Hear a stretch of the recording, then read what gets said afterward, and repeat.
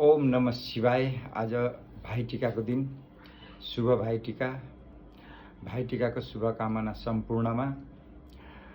आज म भाइको निधार दिदीको हात, म दाजुको निधार बहिनीको हात, म माइतीको निधार चेलीबेटीको हात।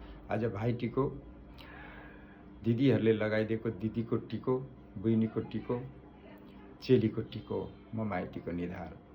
यो चेली माइतीको नाता सदा सर्वदा अमर रहोस् र हाम्रो युगान्तदेखि परम्परादेखि चलिआएको परम्परा संस्कारलाई शिरोधार्य गरी कोटि नमन। बलिराजाको पालादेखि झिलिमिली हौसलापूर्ण खुसियालीको दिन बलिराजालाई पनि कोटि नमन।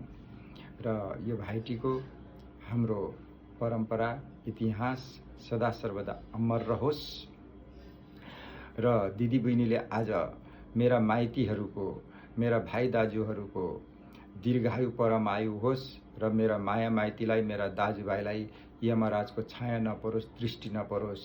यमराज दूर भागे, द्वादश पञ्चमेश भाग्य जागे भनेर दिदी बहिनीहरूले आशीर्वाद दिनुभयो।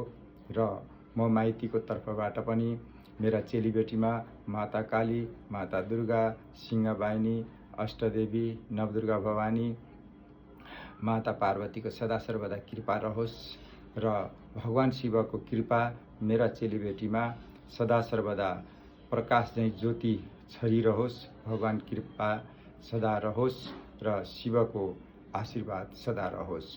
चेलीबेटीलाई रक्षा तु रक्षा। भगवान शिव तपाईको कृपा सदा सर्वदा ज्योति बनेर छरिरहोस् मेरा चेलीबेटीमा भनेर मैले पनि आशीर्वाद दिएँ र हामी माइती तर्फकोबाट पनि आशीर्वाद दिउँ। सम्पूर्ण चेलीबेटीका तर्फबाट दिएका आशीर्वाद र माइतीका तर्फबाट दिएका आशीर्वाद भगवान शिवले सुनुन्, परमदेवले सुनुन्। कोटि कोटि नमन। र यो हाम्रो चेली माइतीको नाता, यो भाइटीको सदा सर्वदा अमर रहोस्, अमर रहोस्। कोटि नमन। यही मेरो शुभकामना, यही मेरो कामना।